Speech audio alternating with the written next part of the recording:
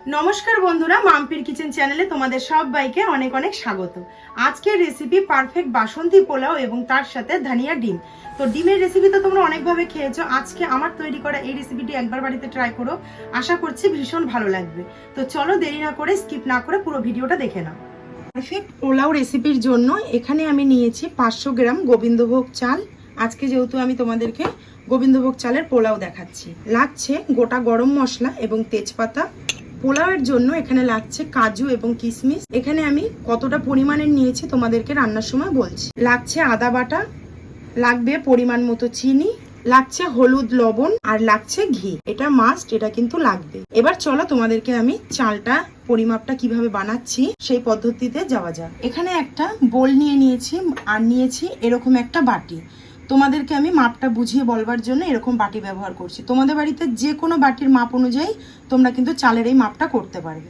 প্রথমে এই বাটিটার মধ্যে দিয়ে দিলাম 1 বাটি গোবিন্দভোগ চাল, দিয়ে দিলাম আরও 1 বাটি। আর এই যে আমি যে বাটিটা নিয়েছি, দেখো এখানে একটা দাগ আছে, এই দাগ বরাবর এইটুকু চাল হয়েছে।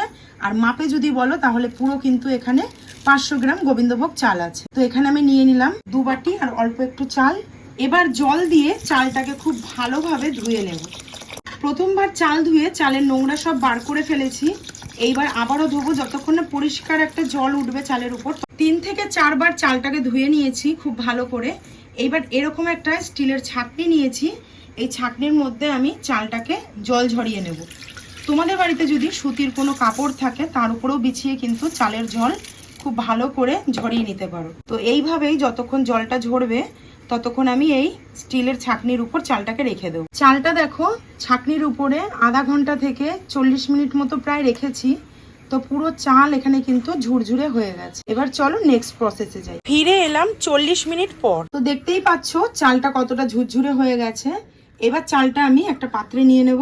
এবার চালের মধ্যে আমি ঘি দিয়ে দেব 4 চামচি।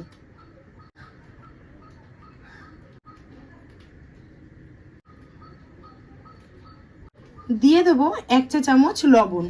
লবণটা কিন্তু তোমরা তোমাদের পরিমাণ অনুযায়ী দেবে। দিয়ে দেবো 4 চামচি চিনি। লবণটা এবং চিনিটা অবশ্যই কিন্তু তোমরা তোমাদের স্বাদ অনুযায়ী ব্যবহার করবে। এবার দেব হাফ চামচ গরম মশলা গুঁড়ো, দিয়ে দেবো 1 চা চামচ হলুদ গুঁড়ো। এবার দিয়ে দেবো আদাটাকে যে গ্রেট করে রেখেছিলাম, হাফ ইঞ্চি আদাকে গ্রেট করেছি, এখানে 1 চামচ হয়েছে উঁচু উঁচু, দিয়ে দেবো। সমস্ত উপকরণকে এবার চামচির সাহায্যে খুব ভালো করে মাখিয়ে নেব। উপর নিচ করে কিন্তু খুব ভালো করে মাখাতে হবে যাতে সমস্ত চাল মাখানো হয়ে যায় সমস্ত মশলা দিয়ে।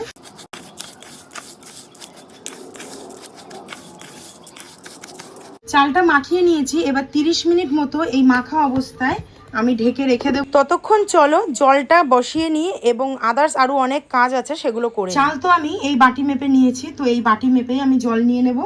দিয়ে দিলাম 1 বাটি জল। এরকম আমি 4 বাটি জল এখানে গরম করতে দিয়ে দেবো, তার কারণ 2 বাটি চাল, তার জন্য লাগবে 4 বাটি জল। তোমরা যদি এখানে 1 বাটি জল নিতে তার জন্য কিন্তু এই 2 বাটি জল তোমাদের প্রয়োজন হতো।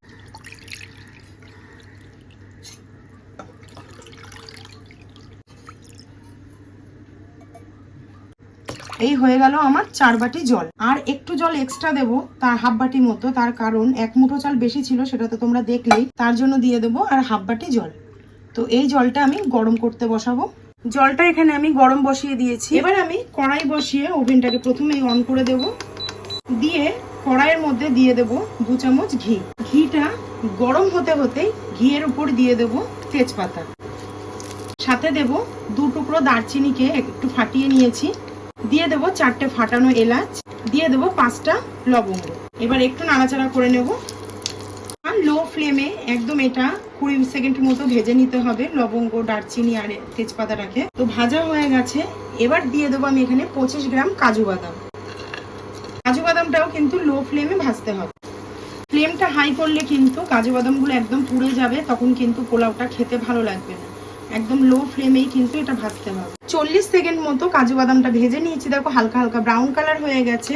এই সময় দিয়ে দেবো আমি এই ছোট বাটির 1 বাটি কিশমিশ। কাজু বাদাম এবং কিশমিশটা এবার আমি আরো 1 মিনিট ধরে ভাজবো লো ফ্লেমে। তোমরা কিন্তু তোমাদের ইচ্ছে মতো দিতে পারো, কম বা বেশি। কিশমিশ ও কাজু বাদামটা ভাজা হয়ে গেছে। এবার আমি যে চালটাকে ঢাকা দিয়ে রেখেছিলাম দিয়ে দেবো সেই চালটা দিয়েও কিন্তু একদম লো ফ্লেমেই এটা ভাজতে হবে। এবার কাজু কিশমিশ গরম মশলা তেজপাতার সাথে মেখে রাখা চালটাকে খুব ভালো করে ভেজে নেব। একদম লো ফ্লেমে 3 থেকে 4 মিনিট চালটাকে ভাজবো। কনস্ট্যান্ট কিন্তু ভাজতে হবে, নালে চাল পুড়ে গেলে সেই চালটা কিন্তু আর সেদ্ধ হবে না, শক্তই থেকে যাবে। যে কোনো পুজোর দিন ভোগ দাও বা নিজেরা বাড়িতে নিরামিষ দিনে বানিয়ে খাও, এই বাসন্তী পোলাও কিন্তু একদম অন্যরকম। এর সাথে মটন কষা যায়। আমি কিন্তু এর সাথে বানিয়েছি একটা ধনিয়া ডিম।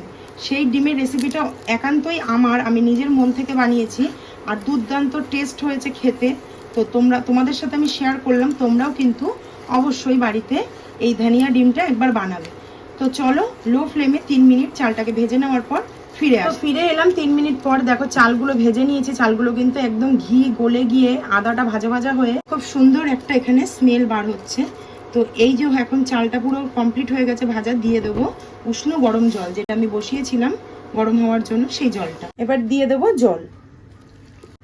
যেই বাটিটাতে আমি চাল মেখেছিলাম সেই বাটিতে কিছুটা গরম জল দিয়ে জাস্ট ঘিগুলো এইভাবে গলিয়ে দিয়ে দেবো। খুব ভালো করে চালটা নাড়াচাড়া করে দিলাম। এবার আমি ঢাকা দিয়ে দেবো। গোবিন্দভোগ চালে জল দিয়ে দিয়েছি। দেখো জলের মেজারমেন্ট কিন্তু একদম কড়াইয়ের গা বরাবর আছে। এইবার আমি উপর থেকে একটা লিড দিয়ে ঢাকা দিয়ে দেবো। এখানে যেহেতু ছিদ্র রয়েছে, তো এখানে আমি একটা লবঙ্গ বা যে কোনো কিছু দিয়ে মুখটাকে আটকে দেবো। এই যে লবঙ্গ দিয়ে মুখটাকে আটকে দিলাম। আর ফ্লেম করে দেবো একদম সিম, লো ফ্লেমে 5 মিনিট হতে দেবো। তো ফিরে আসছে 5 মিনিট পর। তো দেখো এখন পোলাওটা কিন্তু একদম জল শুকিয়ে গেছে এবং একটু একটু কিন্তু জল জল ভাব রয়েছে। তো এইবার একটু নাড়িয়ে উপর নিচ করে দেব। তো নাড়াচাড়া করে উপর নিচ করে দিয়েছি। এইবার আবারও একদম লো ফ্লেমে ঢাকা দিয়ে রাখবো আরো 5টা মিনিট। তো আবারও 5 মিনিট পর চলে এলাম। তো এইবার হচ্ছে একদম প্রসেস হয়ে গেছে। উপর থেকে আমি দিয়ে দিলাম আরো 1 চামচ ঘি। এটা অপশনাল, তোমরা চাইলে দিতেও পারো বা স্কিপও করে যেতে পারো। তো এইবার একটু ওলট পালট করে নেব আর ওভেনটাকে বন্ধ করে দেবো। এখানে কিন্তু আমার হয়ে গেছে একদম ঝরঝরে বাসন্তী পোলাও রেডি। তোমরা দেখেই হয়তো বুঝতে পারছো কতটা সুন্দর লাগছে দেখতে। যত সুন্দর কালার এসেছে, চালও কিন্তু একদম সেদ্ধ হয়ে গেছে দেখো। তো চলো এবার গ্যাস বন্ধ করে 5 মিনিট ঢাকা দিয়ে রাখবো একটু ঠান্ডা হওয়ার জন্য, যাতে ঝরঝরে হয়ে এই জ্বলে জ্বলে ভাবটা কেটে যায়। তো চলে এলাম 5 মিনিট পর। বাইরে একটু বৃষ্টি হচ্ছে, তোমরা কিন্তু এখন থেকে ভিডিওতে একটু আওয়াজ পাবে। তো এই এখন ঢাকনা আমি তুলে নিলাম। এবার খুব ভালো করে দেখো কতটা ঝরঝরে হয়েছে, তোমরা নিজেরাই দেখো। একটু হাত দিয়ে দেখালাম, আমার হাত কিন্তু একদম পরিষ্কার। এই যে দেখো ঝরঝরে হয়েছে। এবার তোমাদেরকে আমি একটু সার্ভ করে দেখাই। এই যে দেখো গরম গরম পোলাও একদম চেপে চেপে বাটিতে ভরে নিয়েছি। এবার এই থালাটাতে আমি সার্ভ করব। এটাকে প্রথমে এরকম উল্টে দেব, দিয়ে বাটিটাকে ট্যাপ ট্যাপ করলেই চলে আসবে। আমি একটা সাইডে দিচ্ছি যেহেতু আরো কিছু এখানে যাবে।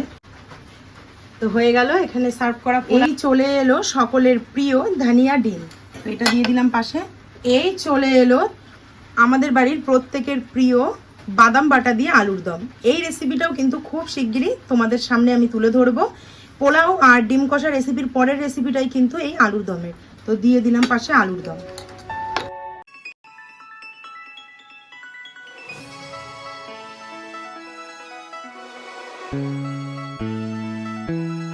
আজকের রেসিপিটি যদি তোমাদের ভালো লেগে থাকে অবশ্যই একটি করে লাইক করে দিও, শেয়ার কমেন্ট করো। তোমাদের কমেন্ট পড়তে বা তার রিপ্লাই করতে আমার কিন্তু খুবই ভালো লাগে।